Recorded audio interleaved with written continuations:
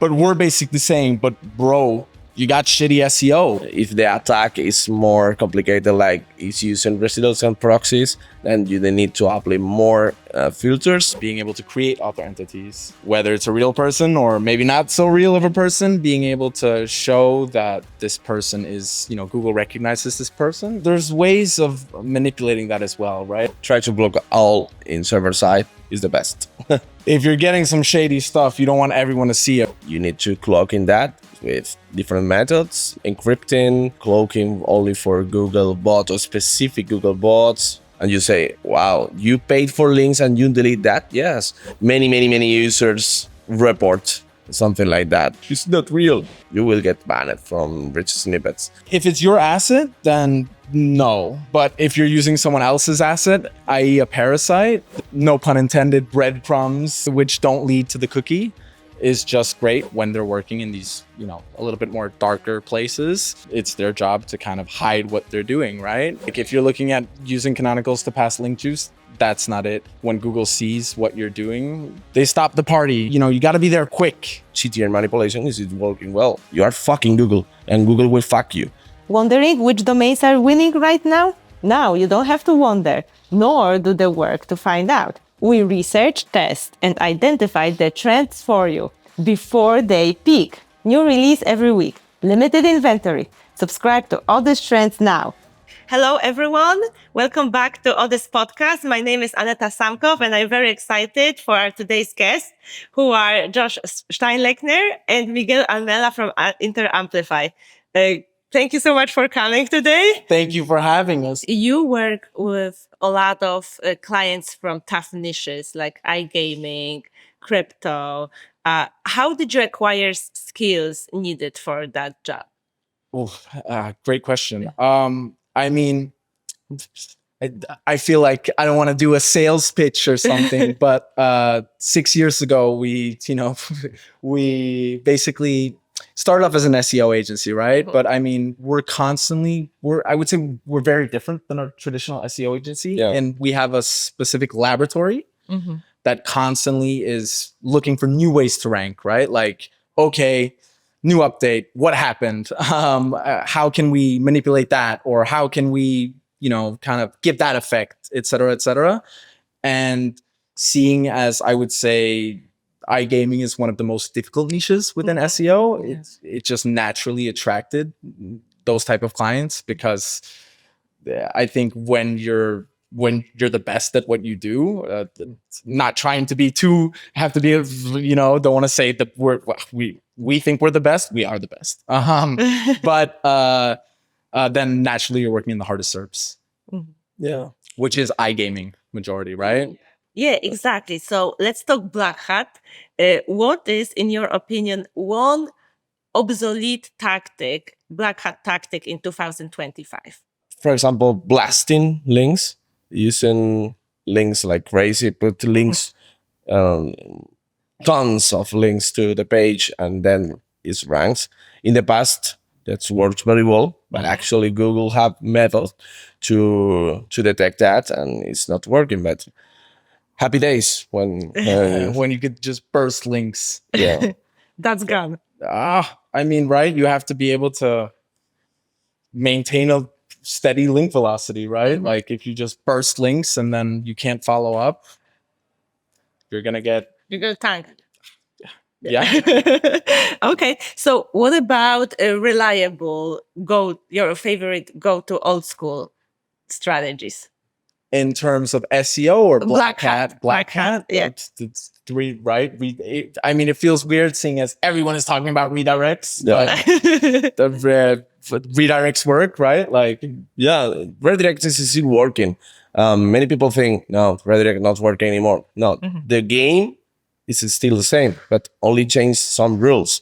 So the redirects in SEO works, but you need to find the new domains or the specific characteristics of this domain that actually works. In the past, all domains works for do the redirects, but actually you need a specific characteristics of the domain to do this redirect. So the redirect works, actually, yes, but the rules of the game changes a little bit. So what about underrated tactics that work well? Yeah. What do you feel is underrated currently? Yeah, CTR manipulation, for example. Many people think it's not working, but you only need to adjust your config with your bots or proxies, using mobile proxies, using residential proxies, using new Google accounts or using the old Google accounts. So you need to set up your config on that. But CTR manipulation is working well, and many people do a small test with I don't know 30 devices of and say not work. And you need to find a way. For example, you can create I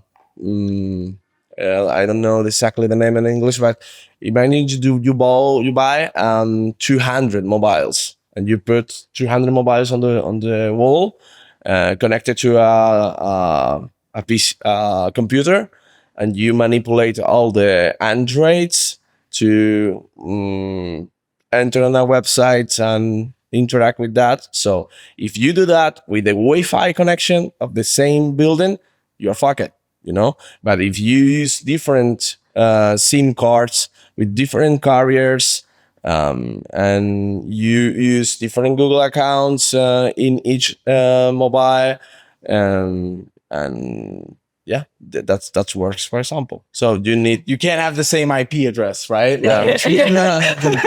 So CTR manipulation works, Yes. and many people think it not works, but you only need, it's a technical, more technical to do that. But yeah, you have to be careful. You have to do it right? You can't just not careful, because Google will not penalize you.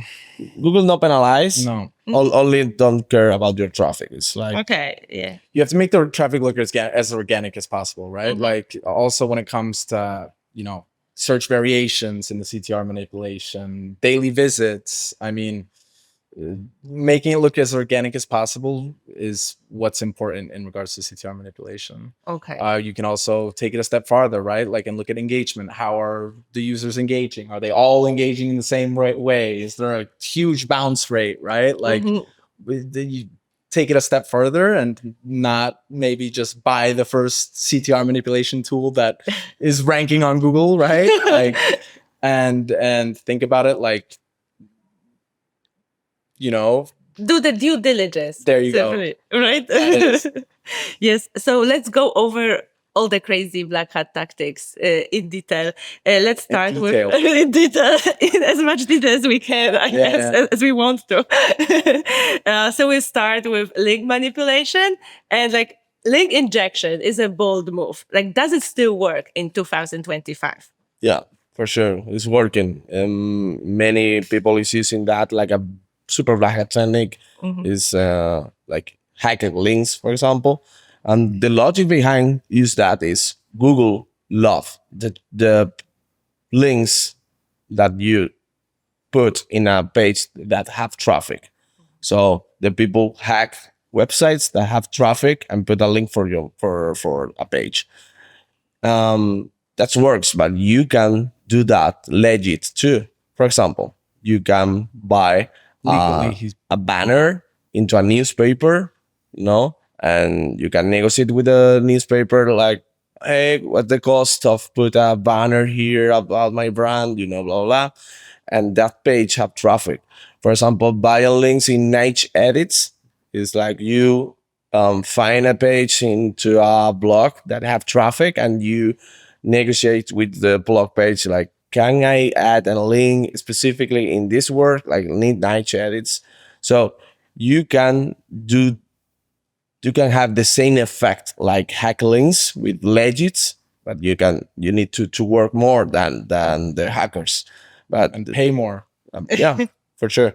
For sure. But yeah, not many people think, no, that's niche is very complicated, like, because have hacked people have hackers working here. You can do the same, but you need to put more efforts. But yeah. So I mean, I think we can kind of get at the fact that, I mean, in SEO or in iGaming SEO, I mean, we've been in link building for a long time, both you and I. And I mean, this whole idea of just, you shouldn't be working in your link acquisition from a Google sheet, right? Like DR 35 plus 1,000 traffic plus, and then referring domains 100 plus. It doesn't really work, right? Because what Miguel is getting at is that one of the most important factors of the link that you're getting is it receiving traffic on that? Is that page receiving traffic, right? Yeah. And that's also how we evaluate a lot of the times, like the worth of a backlink profile. Like, because if you're looking at what is the domain worth, right? Like, how much what is the value of this domain? Then looking at the backlink profile is definitely an aspect of it. And what we've seen is that the most important factor is, do your links, or do the pages in which you have your links have traffic? Yeah, they actually drive traffic. Right? Where are they ranking? Are they driving organic traffic? Yes. Yeah. Awesome. How about exact match domains? Do they work? Yeah, work like others.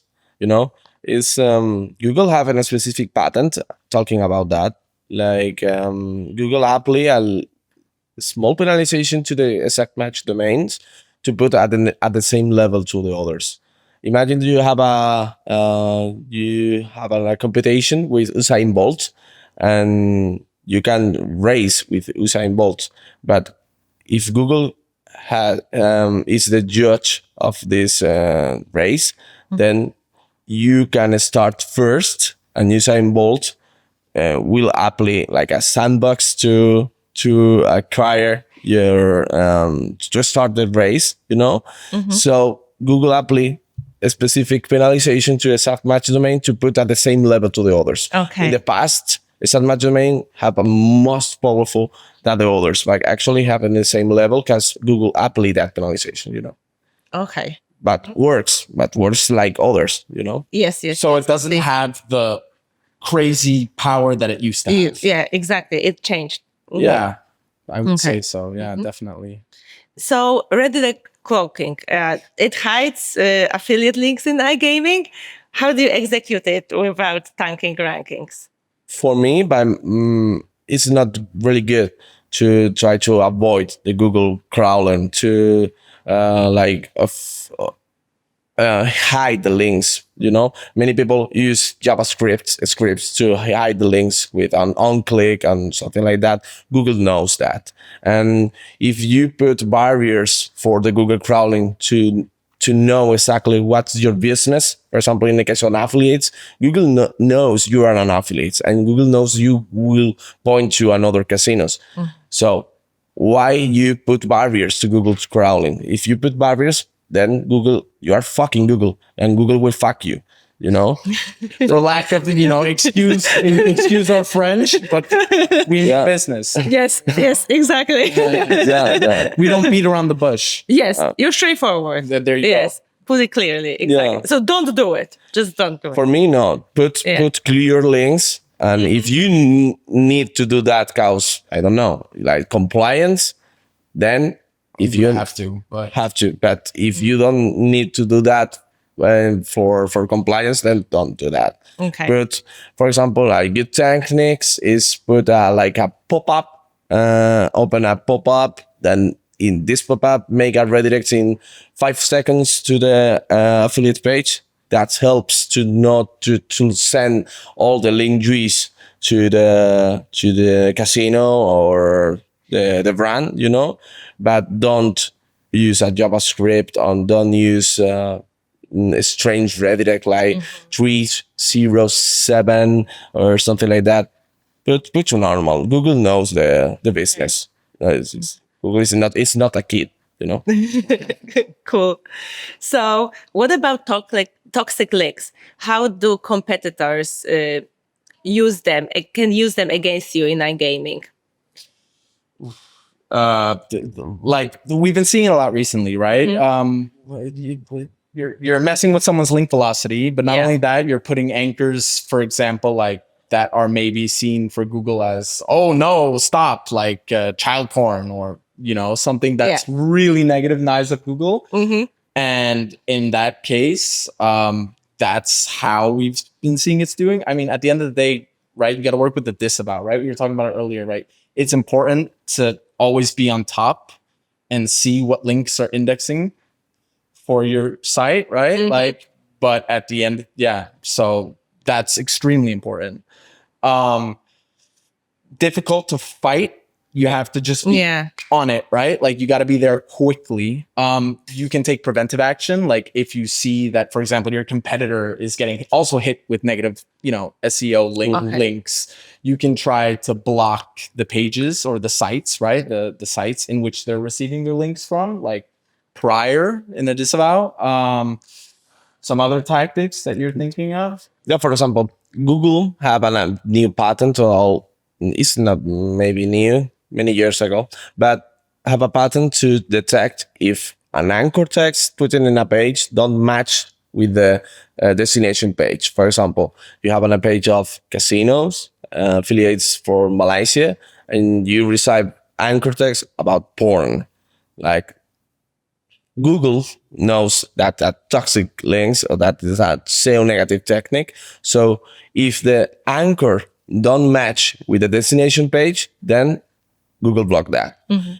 This patent works too with the expired domains. For example, you buy an expired domain from an hotel and you create an affiliate casino into this page. If most of the anchors of the old page is about hotels, like hotels in Mexico, hotels in Costa Rica, and you have many anchors with that in the expired, and you have now an affiliate, then you that expired don't works that these links.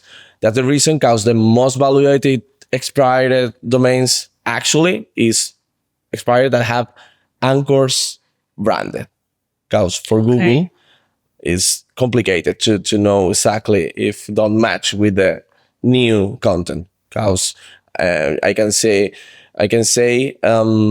Malaysia Hotel Casino, and if all of the amateur is branded, so it's complicated to Google to avoid that. That's the reason. So what about monitoring? Can you give some good tips of how you should monitor for these activities to stay ahead? Well, Hrefs, API of Hrefs, and create a dashboard with that to get alerts to new links, and if I'm training an AI, for example, that's my perfect anchors. If you detect any anchor that do not match with my profile, then give me an alert. So you can configure that like a setup trigger and send you an email like, hey, you have an alert, and you can create an AI. We're working with the Hrefs API, and to make sure that you're always on top. Yeah, you get instant alerts. Yeah, exactly. Or when Ahrefs picks it up, at least. Oh, yeah, exactly. Yeah, exactly. So what about Parasite SEO? What are your favorite tactics in this area? I mean, it's Parasite's SEO has been there forever, right? Like, or for a while at least. I think it's all about being creative there. And I feel like, of course, like if you get like this classic top 10 casino list to rank, then good for you, like for that search intent. But then you're also looking at like the search volume there specifically. It might not be as great if you kind of, we were talking about it previously, I think as well. If you look at, for example, like prediction. A higher search volume. So like you look at Lakers versus Nets, right? And you try to kind of think about it yourself, right? I mean, if you're looking for what link would you click on? If you create editorial content that's good, right? That's writing about this game. And then instead of like putting 10 affiliate links there of different casinos, you put one with a call to action anchor, like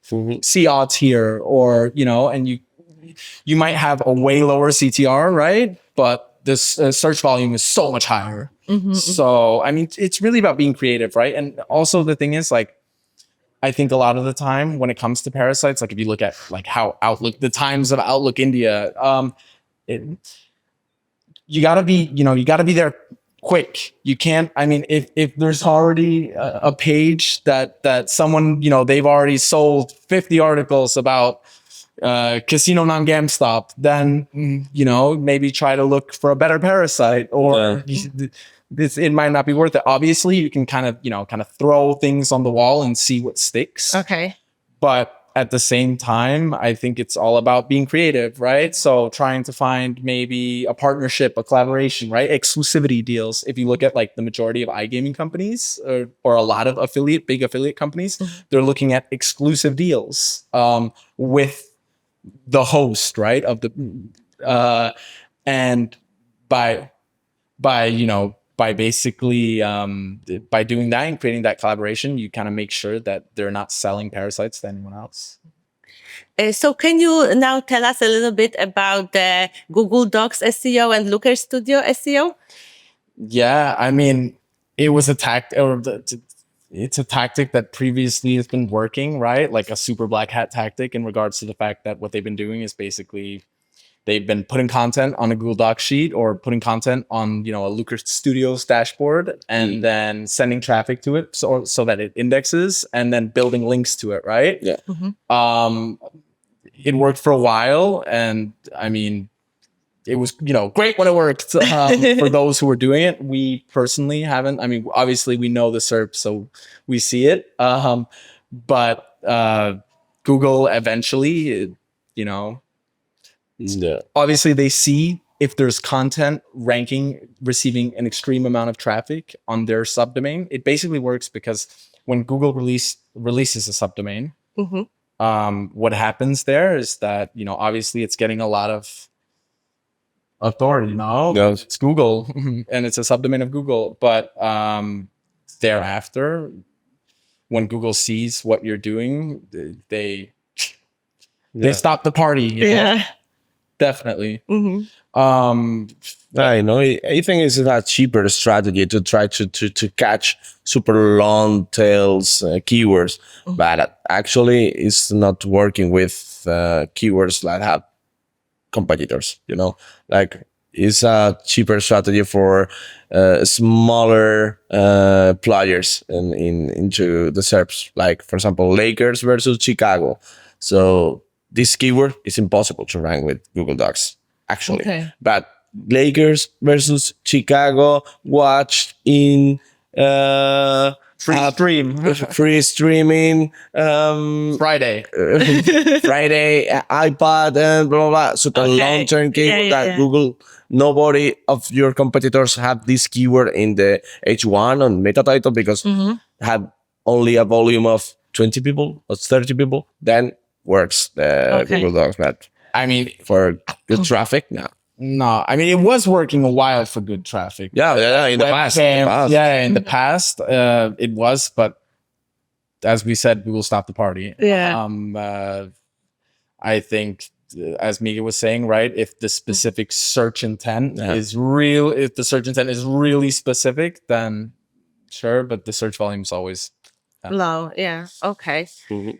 So some people think that canonical tags can funnel link power to one main page. Is this true?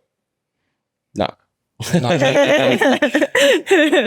canonical use is for avoid the problem of cannibalization. Many people think canonical helps to the SEO or helps to the ranking because find that in competitors' pages that is pointing to another with a canonical, but this is part of another. It's part of another strategy, bigger strategy that need a specific canonical to do that. But the magic is behind other things. It's part of a bigger strategy. Canonical is only a part of the strategy, but it's not the most important thing. I mean, canonicals by themselves, as Miguel was saying, they don't pass link juice. I think that's what we're getting, right? Like if you're looking at using canonicals to pass link juice, that's not it. A lot of people have been seeing that because they've been, in the current SERPs, in certain SERPs, more difficult SERPs, right? Sweden, for example, Casinos utan svensk licens.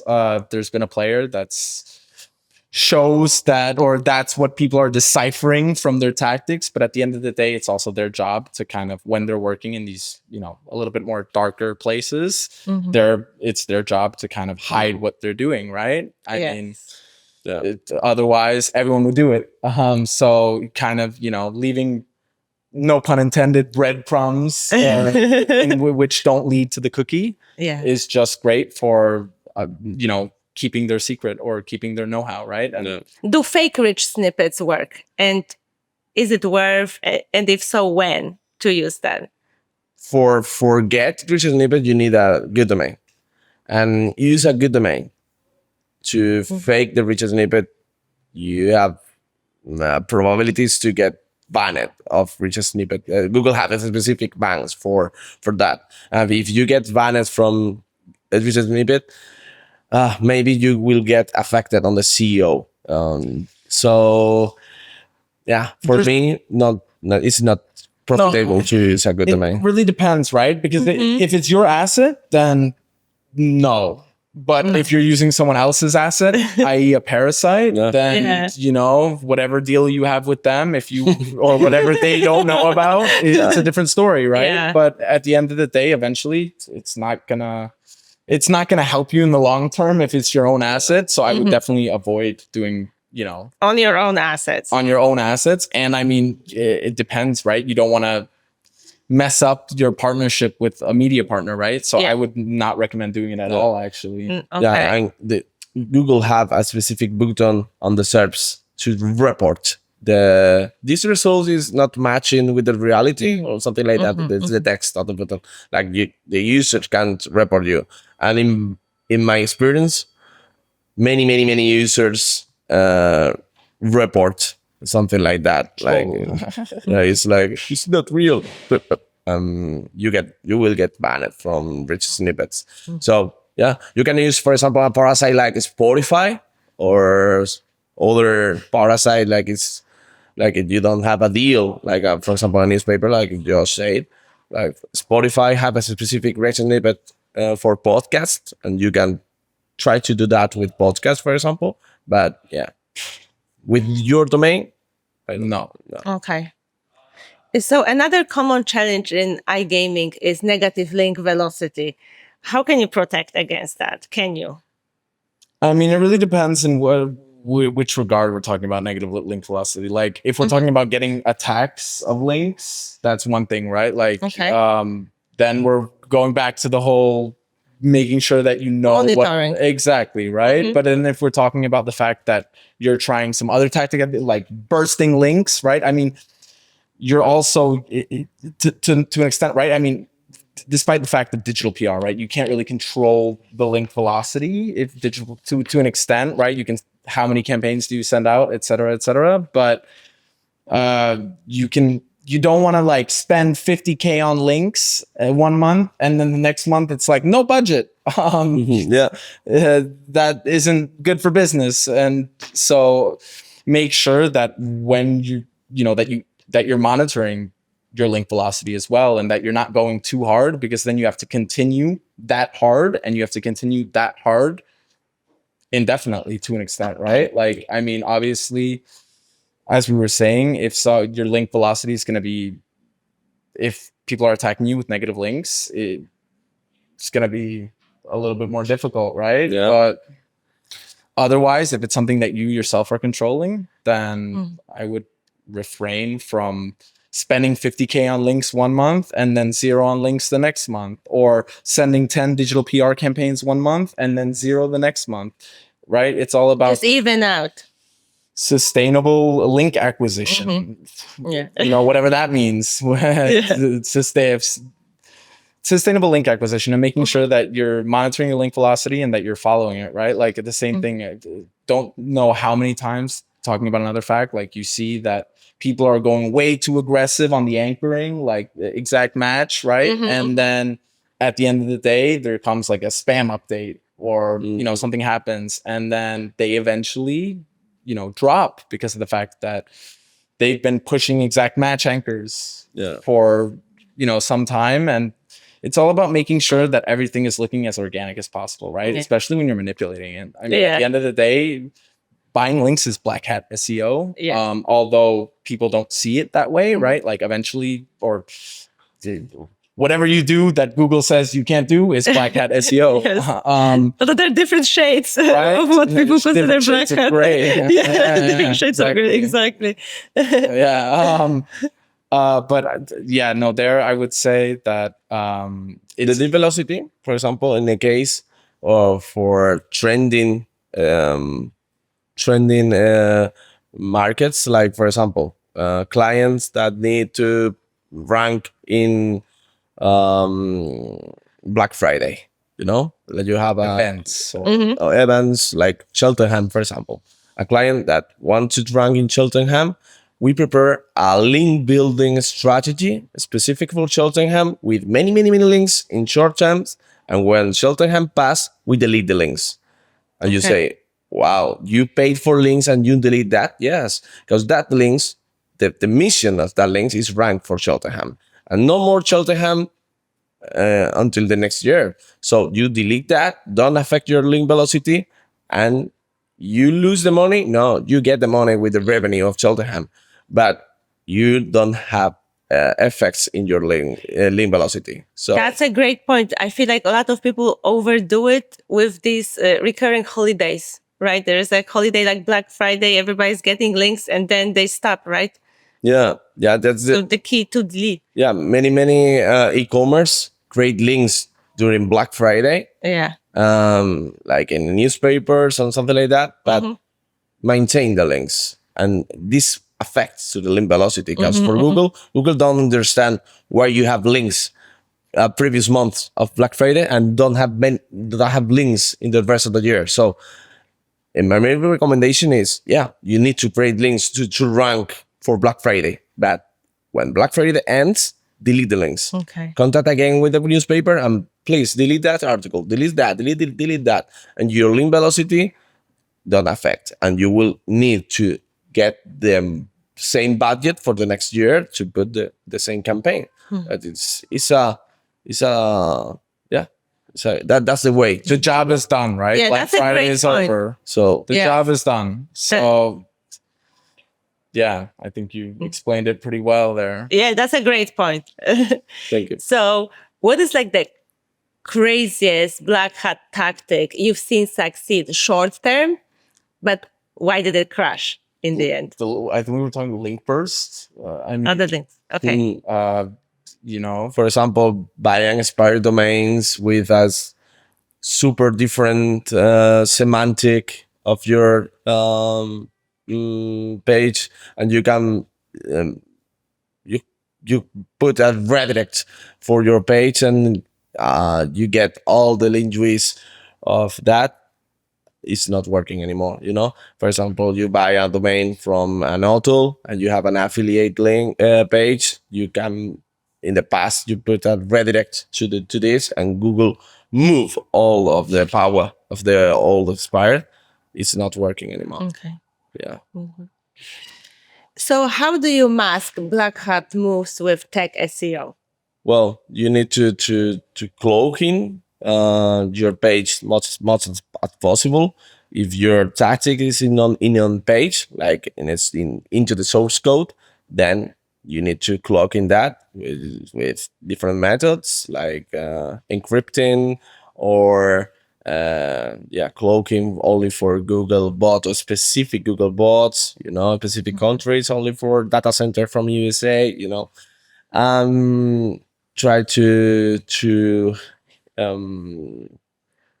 hide for the crawlers like Hrefs and Rush. If you're getting some shady stuff, you don't want everyone to see it, right? I mean, at the end of the day, your competitors are constantly in your Href profile. So make sure, block Hrefs, block Systrix. No, try to block all in server side is the best. And let's talk about EAT because it's very big right now and everyone agrees it's super important. Yeah. How do you establish it?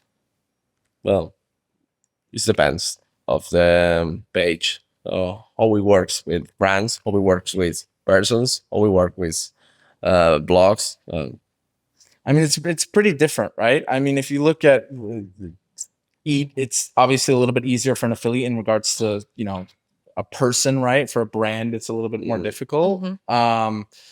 Work with your writers, right? Like what we're talking about here is making sure they have social profiles. You're linking to the social profiles, making sure that they have profiles on your website, that the page is linking to their profiles on your website.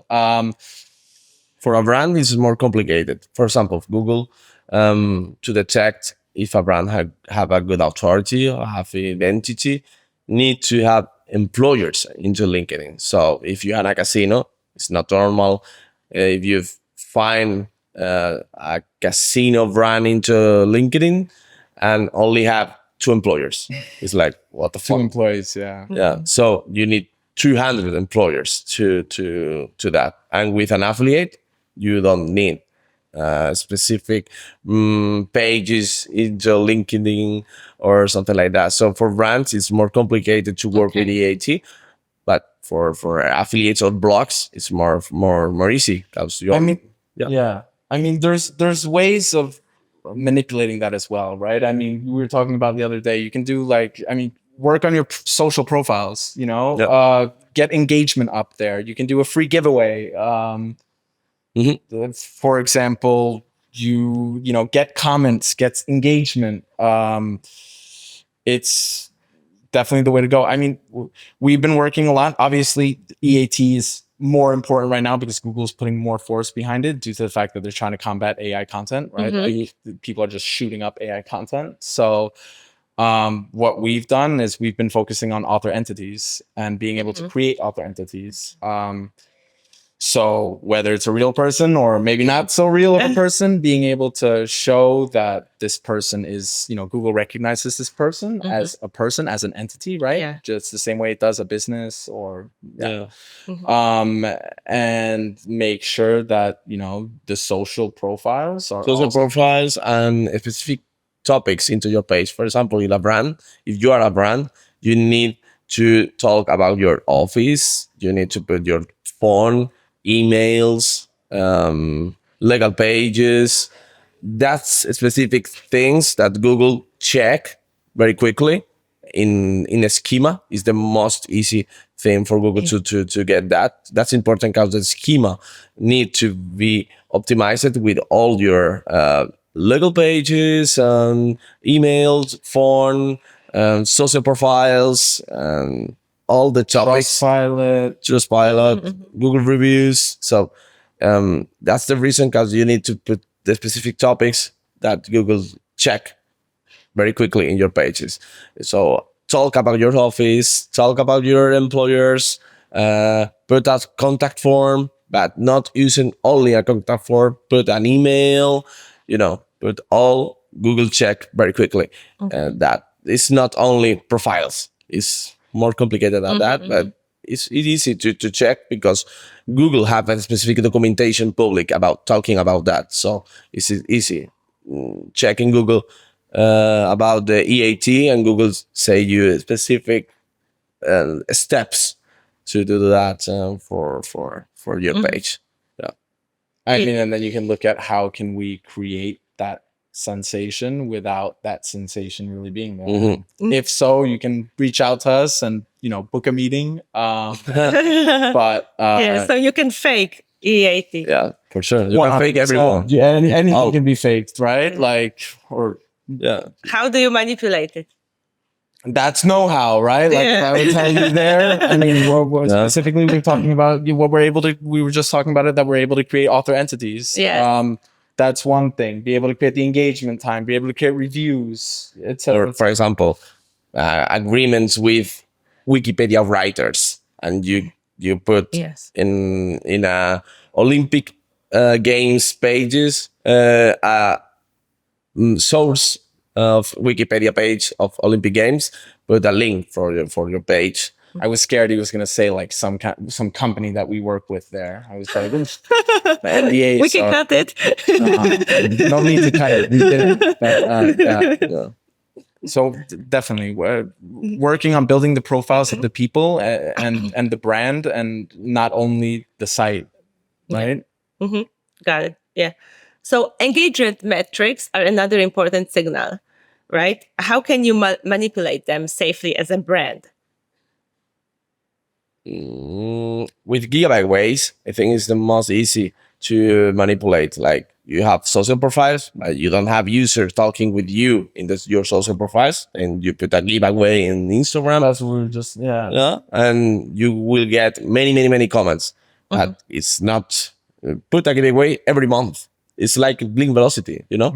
Put a giveaway every month in your social profiles, and you will get comments and interact with that comments when not only I want that. When you receive a comment, I want that. You reply that comment. Thank you so much, Albert, for commenting our. So interact with the users. Google knows you have feedback from your users when you reply that. So, Answer every comment they make. yeah. But engagement can be a double-edged sword, and your competitors can use it against you with practices like Pogo sticking, for example, right? How can you protect against that? bad traffic that bounces. Yeah. I mean, there's various ways of working with that. It really depends, right? I mean, you can use AI to try to analyze where that traffic is, right? Where's that traffic coming from? Are there any similarities between the traffic? How can we maintain logs, right? Once again, it's like maintenance there, right? Okay. You have to be on top of it and be able to see, are you receiving negative traffic? Number one, do you know if you're receiving negative traffic? And thereafter also, I don't know if you're on Cloudflare or you've got to be able to, take that. And there we can use AI. It's kind of what we were talking about earlier as well. You can train an AI with patterns to find, for example, you can download all the logs from 1 month of your website in server side, and put that logs into the AI, train it with patterns, different patterns.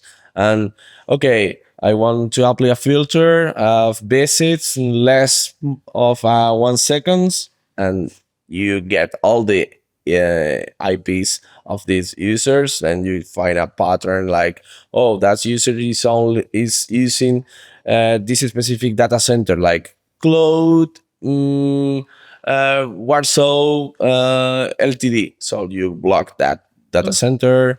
If the attack is more complicated, like it's using residential proxies, then you need to apply more filters. But with AI, train it specific for that, you can work with. You can deal with these attacks. It's not a very big problem, but you need to take care about that for sure. Sure. Another common practice is affiliates stealing traffic from brands by ranking on their branded terms. How to deal with that? Well, yeah, you need to optimize all of your social profiles, like we mentioned, to try to rank with your brands, with your homepage or specific landing, and try to rank with your Twitter, with your Instagram, with your Facebook, Wikipedia. I mean, maybe if you've got the Wikipedia, right? I mean, I think it's also, first of all, a lot of the times what we've seen with operators is that affiliates are stealing their traffic just because they're better at SEO, right? Like, if you're an operator and we go in and your header structure is non-existent, right? Like it's not there. And I mean, you got to work with SEO, right? Number one, if people are stealing organic traffic, is because for your brand, then it's because your SEO isn't on top. Number one. And then thereafter, as Miguel was saying, focus on making sure that your Twitter is on top, that your Facebook is on top, that et cetera, so that you try to, push them down as far as possible. At the end of the day, you obviously as a brand, you're the search intent for your brand search, right? Like it isn't that difficult to understand. But if you're not working with optimizing your site, then it's up for grabs, the traffic, right? And if you've been throwing money at like a football team like Chelsea, then maybe try to allocate a little bit more money towards making sure that you've got proper schema, header structures, that your URLs aren't cannibalizing, right? It's just like regular SEO. So all that we've talked about sounds like a lot of work. How should companies decide whether to build their in-house teams versus to outsource those services? I mean, great question, right? And I think we as an agency, we come across this a lot of the times that, look, at the end of the day, either you trust an agency to manage your SEO, but if you don't have an understanding of SEO, then it's difficult for you to kind of, see how is it going? Are they doing the work that they say they're doing? Where is it normal, the traffic, we've been paying them 6 months. Why haven't we been receiving the amount of traffic, or is it normal? I think it's, obviously I was listening to a podcast on the way from Dubai and talking about AI, right? And it specifically went into the fact that a lot of people are like, okay, we got to adapt to AI. Everyone starts using ChatGPT. That isn't adapting to AI. If you don't have an understanding of what you're working with, then it's difficult for you to audit it. So there you look at, then you want someone in-house, right? That has that understanding, if it isn't you, or you learn it yourself, best case. If you have that knowledge in-house, you also might come across problems for example, right? We might have someone that reaches out and, wants our traffic viralization or our CTR manipulation or exactly. Something like that, right? And then you basically go into them and they're coming to you basically for off-page solutions. And then you directly see okay, sure, we can work with off-page solutions, but right now you don't need off-page solutions. You need to fix what's broken, right? You need to fix all the stuff we were talking about earlier, right? Yeah. Make sure that the search intent is specific for every page. Make sure that that you don't have URLs that are cannibalizing. Make sure that your header structure is on point. Make sure that you have the correct type of schema. Even with affiliates, I mean, to be honest, there's a lot of affiliates that are constantly changing the brands they're displaying, but they're not telling Google what brands they're showing, right, in the schema, in the item list and list type schema. What happens there is that if you're not doing what you need to be doing on page, then what happens is that the off page isn't going to give you the same amount of juice that it would if you're doing everything that you should be doing on page. Okay.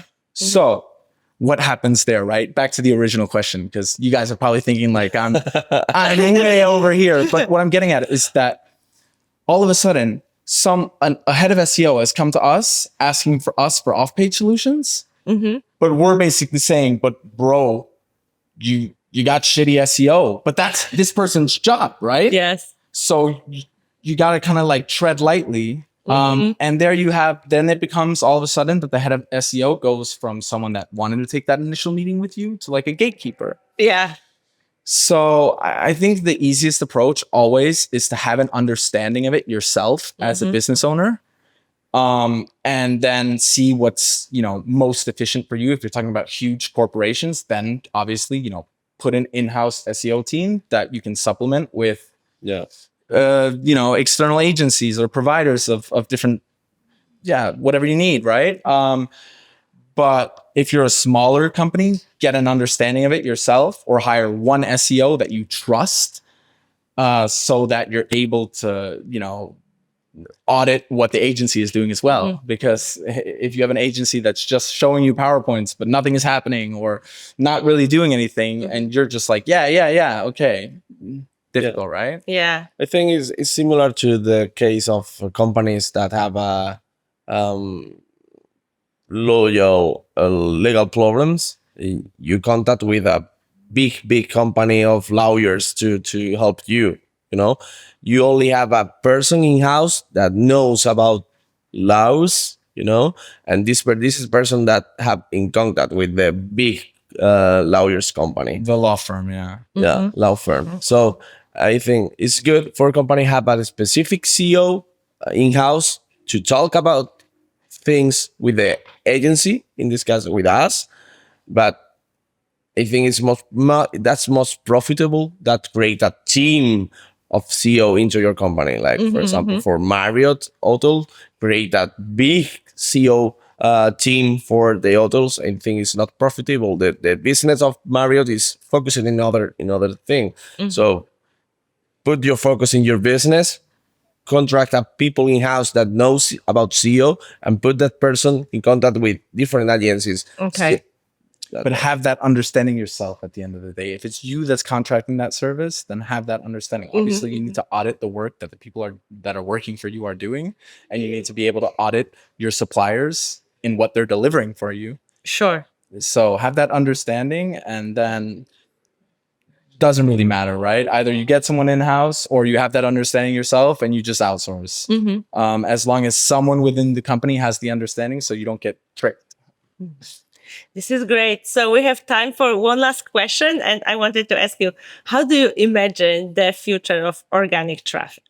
Of organic search or organic traffic, AI, right? Like, I mean, AI search. Yeah, I think in the future, the user will have many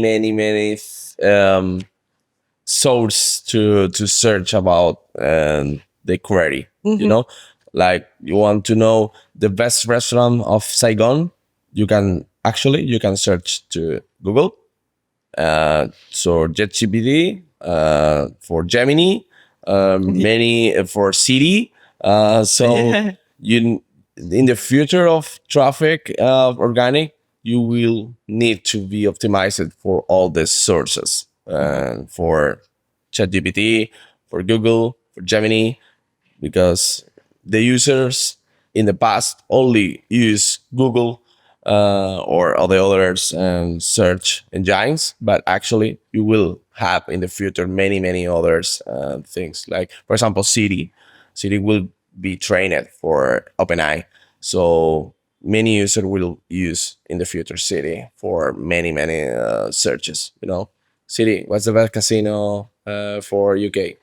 City, hey, I have the solution. You know, so Yes.